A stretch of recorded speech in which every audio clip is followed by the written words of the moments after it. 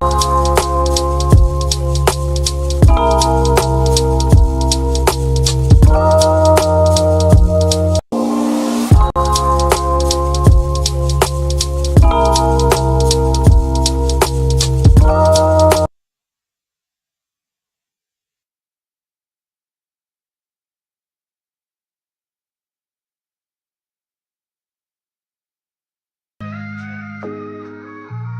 king's back.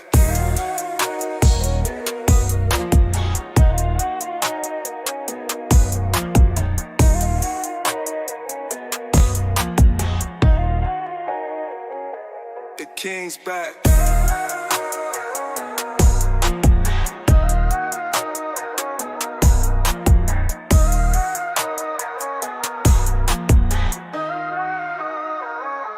The king's back.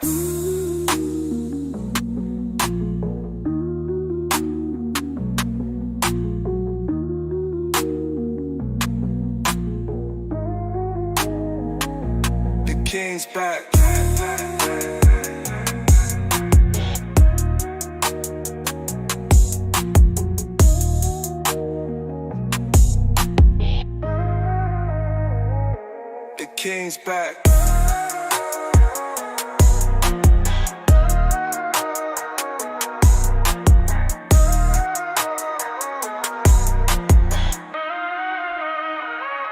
The king's back.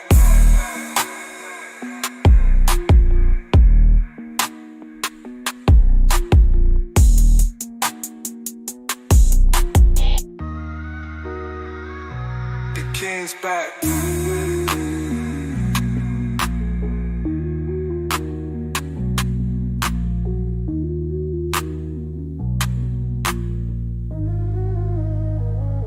The king's back. The king's back.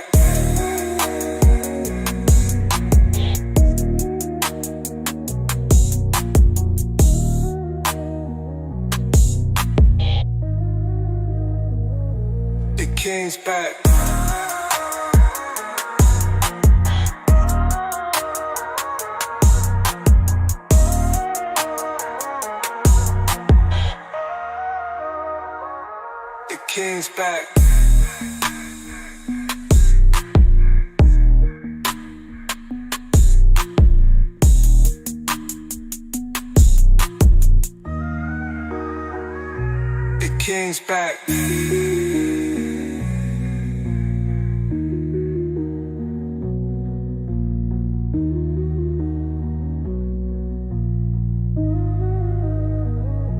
The king's back.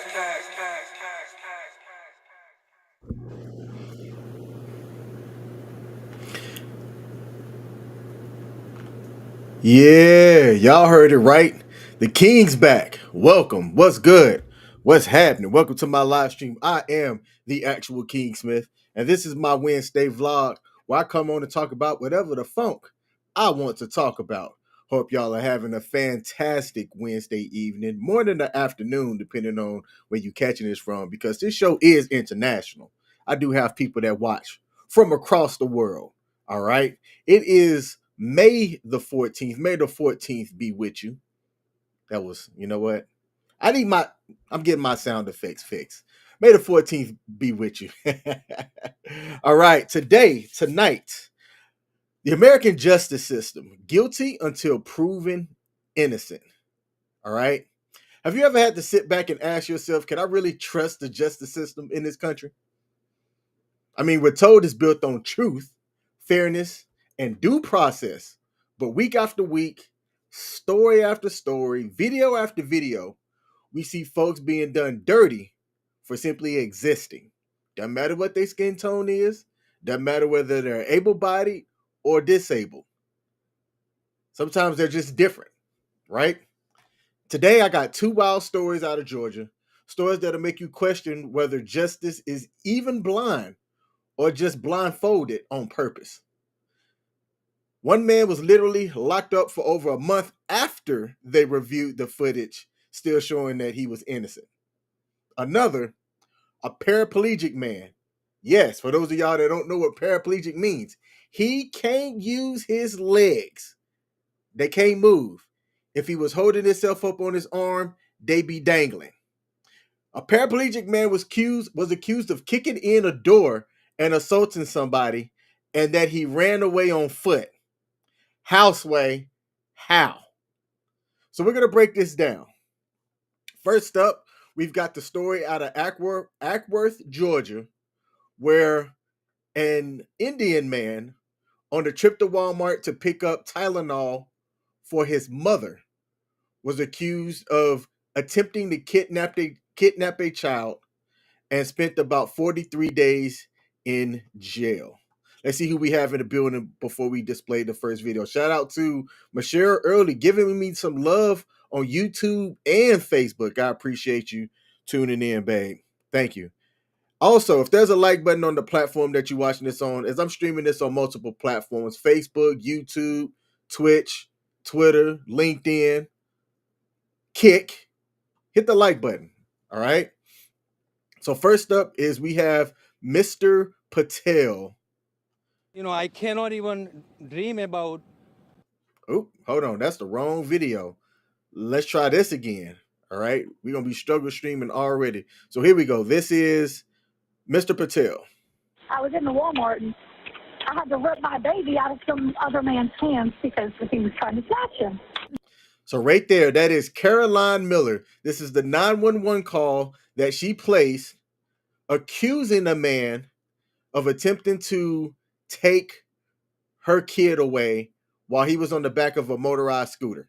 This dramatic 911 call detailing what sounds like every parent's worst nightmare. It all happened so fast and he was out of the store. It allegedly happened here at this Walmart outside Atlanta. This security footage shows a woman identified in a police report as 26-year-old Caroline Miller on a mobility scooter with her 2 kids when a man approached. But what happens next is at the center of a kidnapping case that has drawn international attention. Miller told police that an Indian man approached her and grabbed her 2-year-old son and pulled him away. Miller did not return NBC's request for comment, but detailed the alleged struggle to local station Atlanta News First. And I'm like, no, no, no, what are you doing? What are you doing? And I got him back, and then he just stared at me and then goes, oh, I just wanted to get him out of your lap so you could get up and help me, which was weird. That didn't make any sense.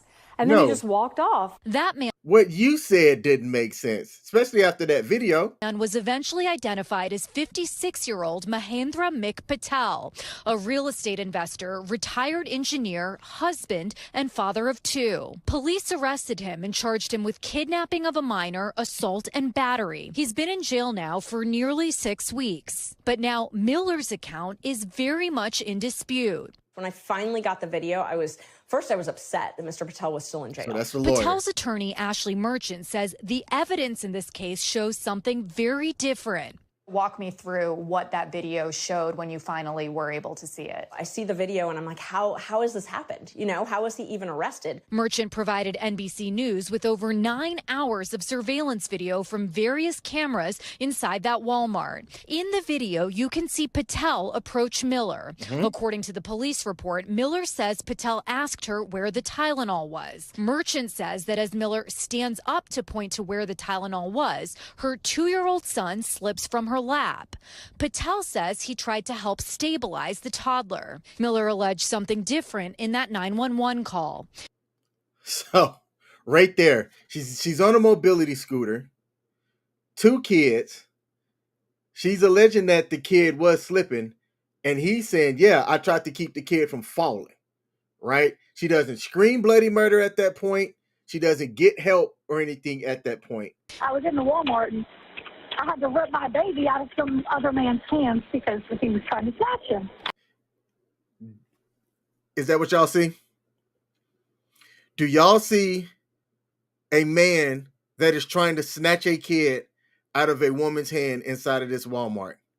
Do y'all see a mother whose kid is getting snatched do everything she can to prevent that from happening? Is that what y'all see? After that, the video shows Patel walking off, and he's later seen approaching Miller one more time to show her that he found the Tylenol. She appears to give him a thumbs up. Earlier, she said that he tried to snatch the kid and then went and ran away, and all of a sudden he was gone. So this footage shows him and her having an interaction earlier, right? The dude's being nice. And then he walks away after, stopping the kid from falling. Walks past her and said, "Hey, found the Tylenol." She goes, "Yeah, cool, whatever." And then I'm keeps surprised walking. that she would describe it as someone trying to take her child because it's so obvious that it wasn't. Now, almost 45,000 people have signed a Change.org petition calling for justice for Patel. And what was his original reaction when he got arrested? Because he probably did not see that coming at all. He was shocked. Yeah. He could not believe it. Angry. Hasmukh Patel has been friends with Mahendra Patel for almost 40 years. He's been talking to him on the phone every day from jail. He cannot believe it that he is in for the things that he did not commit. The Acworth Police Department did not respond to NBC's request for an interview, but we went to the Cobb County District Attorney's office and a spokesperson told us there's a lot more to the story, but because it's a pending investigation, we can't comment. I'm going to tell y'all right now, if I ever have something stupid happen to me in Georgia, I'm going to need everybody that watches this video to not believe a word that a prosecutor or a district attorney would try to put on me, especially when there's footage. She tried to make the claim. Let me see if I could go back.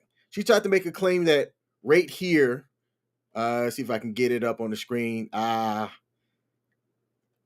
She tried to make the claim that he was attempting to snatch her. There was somebody else that was standing not even 3 feet away. If that was the case and you feared for your kid getting snatched, any decent mother worth their salt is going to make sound the alarms, ring the bells to indicate that something's afoot over here. Since it's a pending investigation, we can't comment. For now, Merchant and Patel's friend says he's angry but is willing to fight these charges until he can clear his name. I mean, imagine being in jail knowing you didn't do something and then having a video that shows you didn't do anything, but hearing that your government is still going to keep you in jail. That's very disheartening. And NBC's Priya Sridhar joins us now from outside the detention center where Patel is being held. Priya, I understand Patel will have his first court appearance tomorrow. What are we expecting to happen there? Hey, Ellison, that's right. Yeah, so I think everyone's sort of looking for what potentially the Acworth Police Department or the Cobb County's district attorney could say about this case. We haven't heard from them since that initial arrest took place more than 6 weeks ago, and certainly not since this surveillance video has been widely distributed across this area. Of course, numerous media outlets have tried to ask them if they could potentially drop the charges or lessen the charges based on this surveillance video, but they have not responded. Of course, today they seem to indicate that there's more to the story. So I think everyone's going to be anxiously awaiting to see what could potentially come out in court tomorrow as far as that goes. Ellison? Priya Sridhar reporting in Georgia. Thank you. I'm so glad that they chose to put the accuser's face and that they had the interview. And why the accuser would want to have that interview is beyond me. I mean, it's giving every single bad story in the past in which someone cried wolf, but there wasn't any video, any exonerating evidence to clear somebody. And you immediately went after that man. For what? I don't understand how a district attorney could review that footage and look at that footage. Or whoever is the legal person that is, a detective that then requests a warrant to arrest the man after they figure out who he was. So you've had to have looked at that footage and try to say that the claim that was made and what you were looking at matched. And we're going to go find this person and put handcuffs on him. That is wild to me. So Mahendra Patel was wrongfully jailed for 43 days. This occurred on March 18, 2025 in Acworth, Georgia. He was charged with attempted kidnapping, assault, and battery. and spent 43 days in jail without bond while he was waiting on a bond hearing. It's my understanding that some charges, when you get hit with a criminal charge, they will not allow you to have bail. I also think that it's ridiculous that in order for you to wait for a bond hearing, you also have to wait almost 6 weeks, 43 days. That's ridiculous if you ask me. You have surveillance footage indicating no criminal intent, yet he still got jailed. This story did end in a happy story, and let's take a look at what occurred and listen to what he said after he got released as well. You know, I cannot even dream about somebody alleging me for doing this kind of thing. Forget about me dreaming to do this. So it was a shocker. In fact, I didn't even realize why they were arresting me in the first place. And they took me in Ackworth, and that's when I realized that this is what it was all about. I thought they had a wrong guy or something. So he said, look, I can't believe that they thought that I would do something like this. I can't believe, and I thought it was a joke. I thought that they had the wrong guy. That's exactly what anybody that was in his situation would do. They'd be like, what are you talking about? I am a strong believer, and I'm glad that I don't have a twin, but often I'll hear you look like somebody or you favor somebody. And I'm just like, well, I hope that person never commits a crime because they coming after me. All right. Plain and simple. I'm that paranoid about certain things. Okay. So jail for being too nice. If you ever have to come across any legal things in Georgia, man, I hope you got a good attorney, some money, and surveillance to keep your butt from being in jail for something that you did not do. So what did y'all think about that story? Let me know if you have any comments in the comment section on that one. He's also way too nice. He's way too nice. I'm sorry. If you accuse me of something falsely, the smear campaign is coming full court press. I'm going to be walking down every public sidewalk I can that is near Caroline Miller's place, holding up a sign calling her out on her BS. I am going to be doing everything possible to make sure that people know that bitch is crazy. Crazy. You have to be crazy to do something like that to somebody. You have to be crazy. Okay? Now, the second story that I have that I'm going to come up here, this is the most incompetent legal system, police jurisdiction that I've ever witnessed. Straight incompetent. The story of Charles Reed in Cottage Park, Georgia.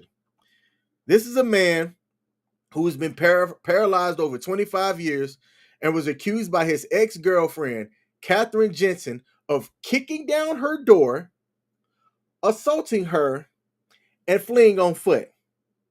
I'm highlighting that for specific reasons.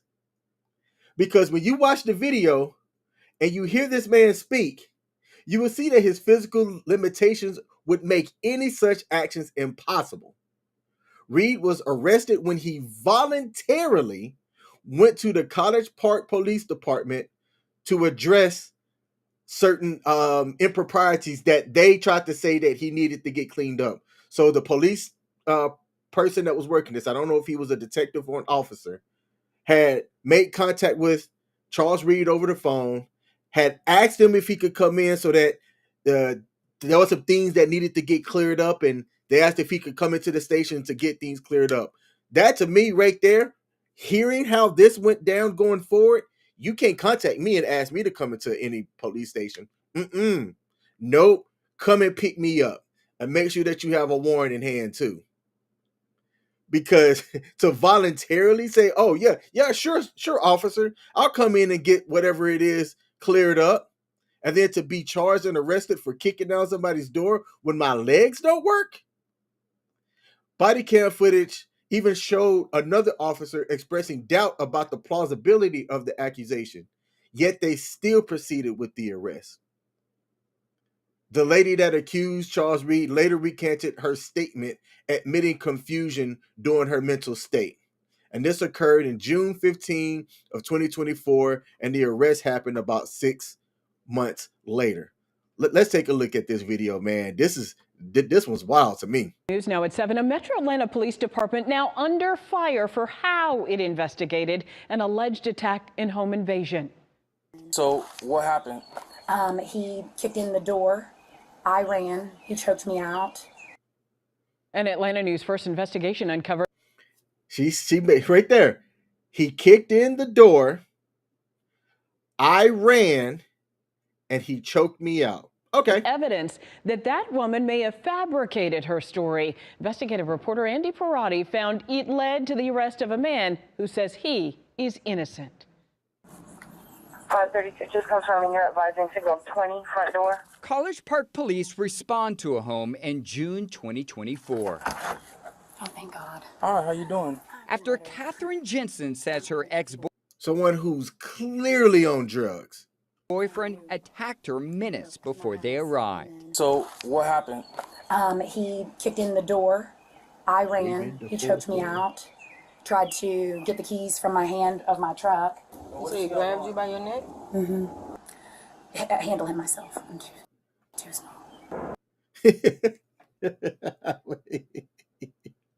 It's funny to hear this when you know that this guy's a paraplegic. You say he kicked the door in? He kicked the door in. Charles Reed is the man Catherine claimed broke into her home and assaulted her. She said I kicked in the door. And why is that a problem? Because I'm in a wheelchair and have been for 25 years.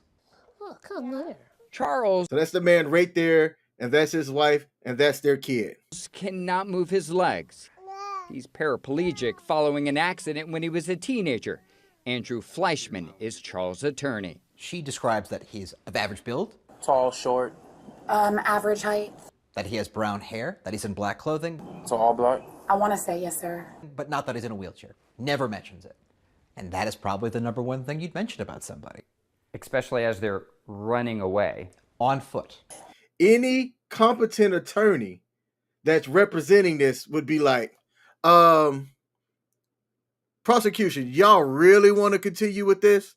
She made this claim in July of 2024 that he did this, that he kicked in her door, grabbed her by her throat, which means that he had to been, standing to do that, unless she kneeled down and was like, put your hands on my throat, Mr. Wheelchair Man, and then ran away. When we have all of his historical documentation, his medical history, showing that the man's been paralyzed since he was 19. Y'all really want to continue doing this? I guess he took off on foot. Charles and I guess he took Catherine off on foot. Did date, but it was more than 20 years ago. They never kept in touch. He's been married for a decade with a newborn.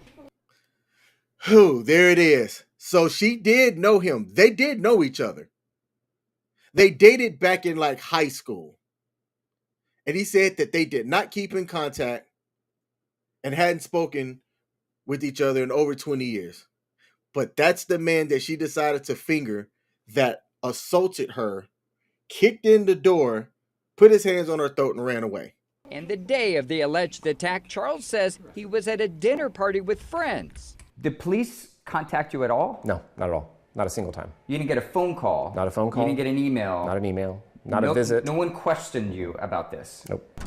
And if he was at a dinner party with friends and there's an alibi for that, how does a competent judge, College Park judge, who's ever over that district, how does anybody proceed to get a warrant to arrest this man? For 9 months, Charles says he had no clue officers had a warrant out for his arrest for aggravated assault until the federal government alerted him when he tried to renew his passport. So he emailed Officer McKinley Boletti and set up a time to meet at the police department last month. Then I finally go up there literally knowing absolutely nothing about it. I essentially surrendered myself because I was that innocent.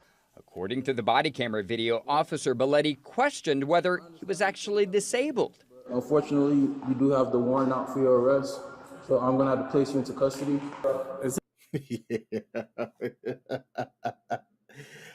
Here he is, wheeling himself in, And when he places him in custody, something happens and he falls. I wonder if they get Charles that part. warned the officer putting handcuffs on would likely make him fall because of his paralysis. And I think I'm sitting there literally exactly like this in my chair. And so he handcuffs me and I'm like, hey, like just FYI, like I can't move. I literally can't. I don't have muscle control. It's too late. Oh my God. Oh my God.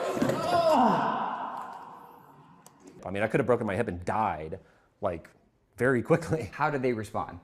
They literally sat there and just watched me writhe on the ground.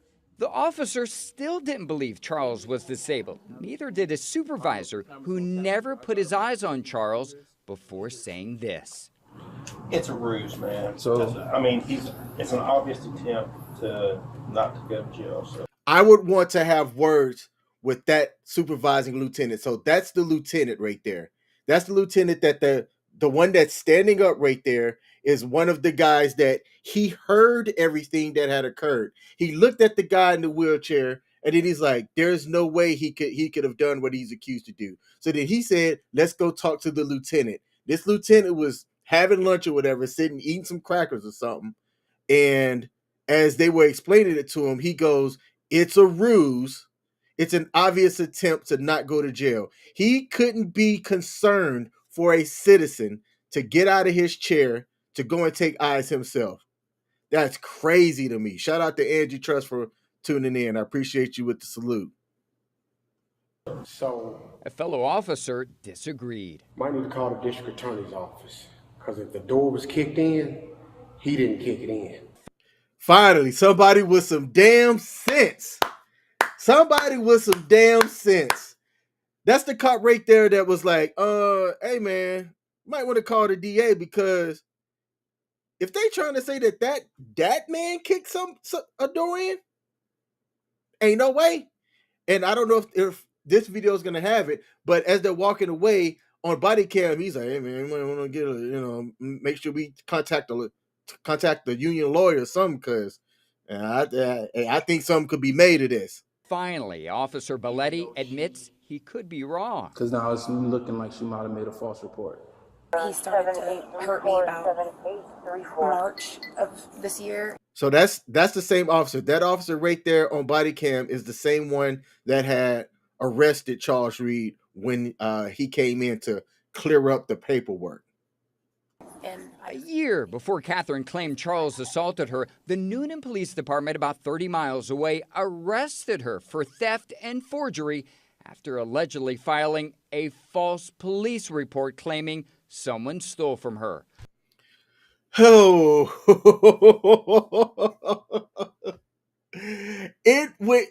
I believe me without a law degree could have walked into a court system and gotten Charles Reed off, but Charles shouldn't have never been arrested in the first place. The same woman who tried to, hold on, I have to play it back. I want y'all to hear it. The same person, Catherine Jensen, was also arrested for making a false police report. Of this year, and a year before Catherine claimed Charles assaulted her, the Noonan Police Department. So they said a year before. So this was in June 9 of 2023. She was arrested for making a false police report. And then June of 2024, she tried to make the claim that a man that was paraplegic kicked in her door, strangled her, and ran away.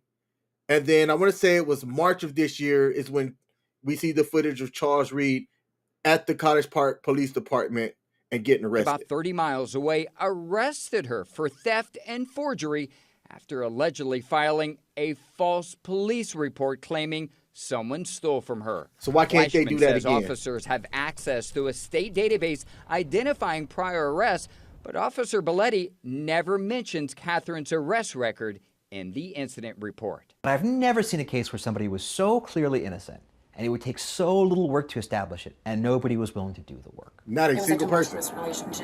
According to this email obtained by Charles' attorney, Catherine wrote to a College Park police detective this week asking to change her statement, writing, "My mental state and physical trauma in that moment worked to confuse me." No, hell no. Hell no. No, no, no, no, no. She said that to avoid going to jail a second time. I don't care. You didn't need evidence to go and arrest him. You have evidence that she did a criminal act. Yet, as of this live stream, she hasn't been arrested for the second time for making a false statement. Please contact me at your convenience so I can edit the information in the report and clear the name of an innocent man. How's this impacted you? Well, I haven't been able to leave my house in a meaningful way in 2 or 3 months, just out of fear that I'll be picked up for an arrest warrant. Good. Has the police department apologized? Not a single bit. Haven't heard a word from them. In fact, we've been trying to get into communication with them repeatedly, both me and my lawyer. Because ultimately, that's all we're asking for. Just No. Don't ask for just an apology. That captain or lieutenant needs to be one of the people. The arresting detective needs to be the second person. Those are the two people right there. At a minimum, should go to his house and apologize. And there should be some type of like reprimand. You should lose your ability to have the public trust and wear a badge when you do something that bad. You're talking about people's freedom here.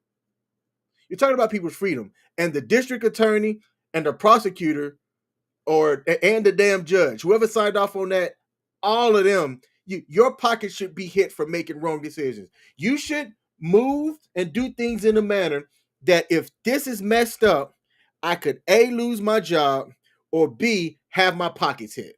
to be adults. Take responsibility when you make a mistake and try to fix it. College Park police did not respond to repeated requests for comment about this case. They wouldn't do it. We reached out to Catherine Jensen. She also did not respond, but her mother says she now acknowledges Charles did not attack her. Catherine has not been charged in this case. Charles' attorney says the DA's office plans to drop his charges. Andy Parati, Atlanta News First, investigates.